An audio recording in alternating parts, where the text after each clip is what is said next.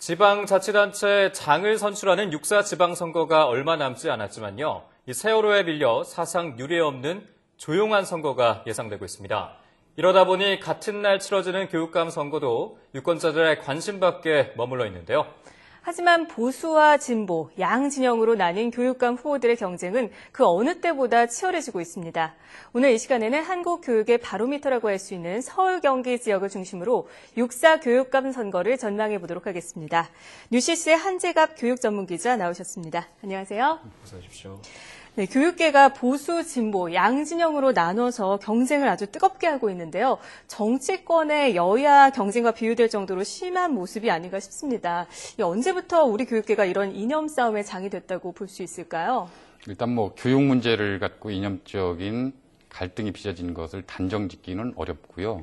어느 시기에 이루어졌는지. 네. 다만 이제 1980년대에 들어서면서 전교조 문제가 대두가 됐거든요. 그러면서 이제 교육 문제가 이념적인 갈등 양상, 때로는 대립 양상으로 좀 빚어졌고요. 또 이제 그러다가 이제 2008년도 이후에 교육감 주민 직선제가 시행이 됐습니다.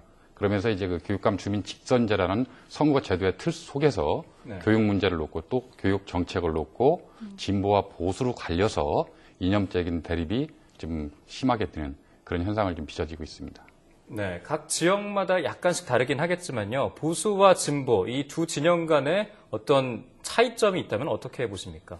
일단 정책적인 차이로 좀 살펴볼 수가 있겠는데요. 기본적으로 이제 학생 인권 조례라든가 어떤 학생의 교육 복지와 관련된 문제, 네. 또 이제 자사고 문제라든가 아니면 특목고 문제라든가 이게 학교 선택권 문제거든요. 네. 또 나아가서는 이제 학생이 학교를 선택할 수 있느냐, 또 학교가 학생들을 선택할 수 있느냐, 이런 부분들은 결국 이제 교육과 관련된 부분에 있어서 고교 평준화 문제와 맞닿아 있기 때문에 네. 그런 부분들은 교육의 수월성과 평등성, 그래서 이념적으로 딱 구분이 된다. 그러면서 지금 갈등으로 치닫고 있다라고 지금 보여집니다. 네. 그럼 본격적으로 이번 6.4 교육감 선거의 판세가 궁금해지는데요. 각 지역별 상황에 대해서 좀 정리를 좀 해볼까요? 일단 기본적으로는 이제 보수 후보들이 상당히 좀 난립하고 있는 상황이고요. 네. 그러면서 이제 후보 단일화가 지금 추진되고 있는데 문제는 이제 2010년도 상황에 비해서는 잘 이루어지고 있지 않다. 그리고 지금 방금 말씀하신 것처럼 세월호 참사 때문에 아무래도 교육감 선거가 상당히 좀 조용한 가운데 이루어지고 있고 네네. 또 지역에 따라서는 단일화가 추진된 곳이 있습니다만은 서울, 경기를 비롯해서 많은 지역이 아직도 혼전을 거듭하고 있다라고 좀 볼 수가 있겠습니다. 네, 아무래도 가장 관심이 가는 곳이 서울시 아니겠습니까? 그런데 양자구도가 아니라 이번에도 여전히 단일화에 좀 실패를 하게 돼서 다자간의 대결의 양상이 보이고 있다는데 이 점은 어떻게 보십니까? 네, 그렇습니다. 2010년도 같은 경우에는 이제 서울 지역 교육감 선거를 보면 진보 진영은 단일 후보를 내세웠고요. 그렇죠. 보수 진영 같은 경우는 후보가 지금 3명이 표를 나눠 가졌습니다. 네. 그러나 이번 선거 같은 경우에는 3월 중순에 진보 진영이 조희연 성공회대 교수로 단일화를 했는데 이제 문제는 이제 4월 28일 날 전 교육부총리를 지냈던 윤덕홍 후보가 또 출마를 했거든요. 그러면서 진보 진영도 단일화가 깨지는 상황이고요. 또 보수 진영 같은 경우는 단일화하기가 상당히 좀 어렵습니다만 어쨌든 현 문용민 교육감을 비롯해서 고승덕 변호사, 이상면 교수, 그리고 또 여기에 또 많은 후보들이 또 추가가 되면서 상당히 좀 난립하고 있는 그런 상황이다라고 볼 수가 있겠습니다. 네. 이런 과정에서 이 보수 진영의 유력한 후보 가운데 하나였던 이현청 전 상명대 총장이 사퇴를 했습니다. 우선 이야기를 좀 자세히 들어보도록 하겠습니다.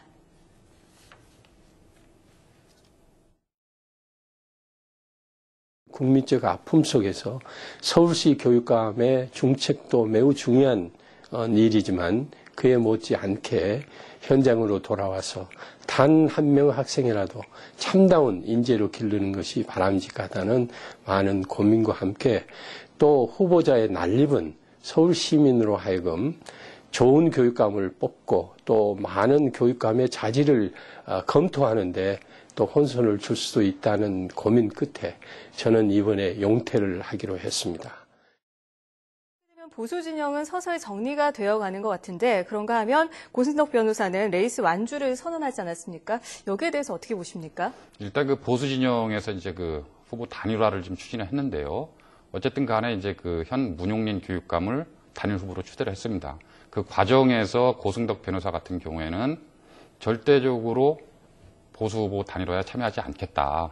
본인이 보수인 것은 맞지만 교육 문제를 진보와 보수로 나누는 것도 맞지 않고 또 그런 것들을 좀 벗어나서 교육 정책 내지는 교육 비전을 갖고 시민들의 선택을 받겠다라고 아주 강하게 주장을 했거든요. 네. 그런 측면에서 본다면 보수 진영의 그 고승덕 후보가 참여해서 문용민 교육감하고 단일화를 한다는 것은 쉽지는 않을 것 같다라는 전망이 나오고 있습니다. 네, 이번에는 이제 진보 진영의 얘기를 좀 해보고 싶은데, 진보 진영을 예를 들면은 사실 지금 현직인 문용민 후보는 좀 그 보수 진영에서 강세를 보이고 있지 않습니까? 그렇다면은 이제 막판적으로 단일화 가능성이 있는데 이 점은 어떻게 보십니까? 네, 일단 그 지난 3월 중순에 이제 그 조희연 후보로 그 진보 진영에서는 단일 후보로 결정을 했거든요. 근데 문제는 이제 4월 28일 날 그 교육부총리를 지낸 그 윤덕홍 후보가 후보를 등록하면서 지금 복잡해진 상황입니다. 네. 문제는 과연 이런 상황에서 진보 진영이 문용민 교육감이나 고승덕 변호사, 즉 보수 진영 후보를 이길 수 있겠느냐라는 부분에 있어서 평가가 좀 엇갈리고 있거든요. 네. 조희연 후보는 어쨌든 간에 단일 후보로 이미 결정이 됐기 때문에 윤덕홍 후보가 포기를 해야 된다라고 강하게 주장을 하고 있고요. 네. 윤덕홍 후보 쪽에서는 조희연 후보로 단일화를 했지만 기본적으로 보수 진영의 후보들을 이기기 좀 어렵다라는 판단에서 본인이 출마를 한 거기 때문에 일단은 그 부분에 대해서 진보 진영이 정말 마지막에 단일화를 이룰지 일단 좀 지켜봐야 될 것 같고요. 다만 이제 그 본 후보 등록이 15일하고 16일 아닙니까? 네. 불과 이제 며칠 안 남았기 때문에 그런 과정들을 좀 지켜보면서 판세를 좀 예측을 해봐야 될 것 같습니다. 네. 네, 이번에는 경기도를 좀 살펴볼까 하는데요. 김상곤 현 교육감이 경기도지사 후보로 나섰다가 탈락을 하면서 교육감 선거에 대한 관심도 커지고 있는데요. 경기도에서는 진보 진영 후보가 단일화가 됐는데 그렇지만 보수 진영은 후보가 좀 난립한 상황이네요. 네, 그렇습니다. 일단 그 김상곤 교육감이 그 무상 급식 문제를 화두로 던져서 교육감에 당선됐지 않습니까? 그리고 그 이후에 어쨌든 그 도지사 출마를 했었는데 이제 문제는 이제 그 김상곤 교육감이 교육감 출마를 포기하고 도지사 쪽으로 방향을 틀면서 무주공산이 됐던 측면들이 있었습니다. 네네. 그 과정 속에서 보수 후보들이 지금 상당히 난립이 돼 있고요. 또 진보 진영은 경기도 지역을 좀 뺏길 수는 없는 거 아니냐. 그런 판단에서 거물을 좀 내세우자 네. 해서 내세운 것이 이재정 전 통일부 장관입니다. 그래서 5월 11일 날 이재정 전 통일부 장관으로 진보 진영은 단일화를 이뤘고요. 네. 보수 진영은 지금 단일화를 추진하고 있습니다만은 그 전망이 좀 상당히 좀 불투명한 상황입니다. 서로 간에 권진수 후보라든가 박용호 후보는 단일화에 참여하지 않겠다라고 이미 선언을 했고요. 나머지 또 후보들이 단일화를 하고 있습니다만은 단일화에 경선 룰과 관련된 부분들을 갖고 상당히 좀 대립하고 있기 때문에 좀 더 좀 지켜봐야 되겠다라는 생각이 듭니다.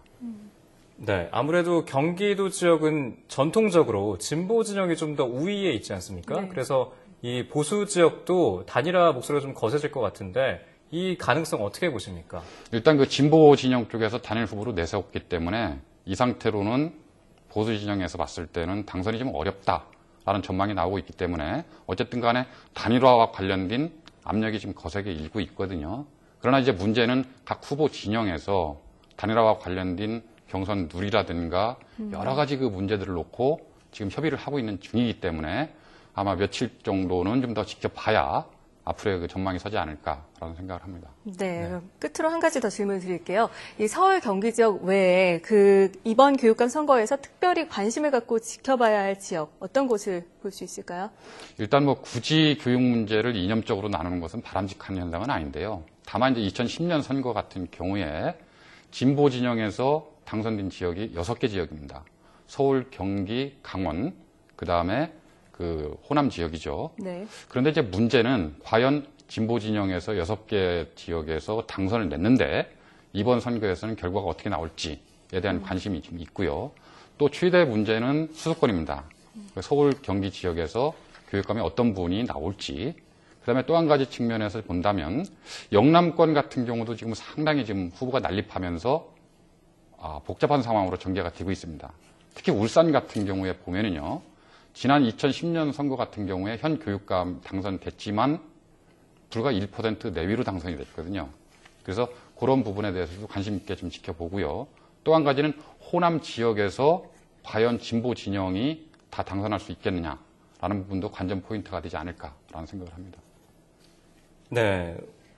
우리나라 다음 세대를 위한 준비, 이런 선거인데, 사실 유권자들이 관심을 좀 보여야 되잖아요. 근데 앞서 말씀드린 대로 세월호 사건 이후로 좀 묻혀졌는데, 어떻게 해서 이 선거들이 좀 관심을 가질 수 있는 방법이 있을지 간략하게 설명 부탁드립니다.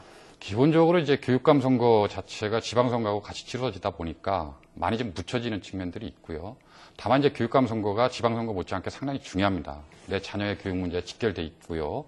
또 뭐 학교를 없앨 수 있다든가 막대한 그 재정, 그다음에 교원의 인사권을 갖고 있다거나, 그래서 교육감 선거가 매우 중요한데요.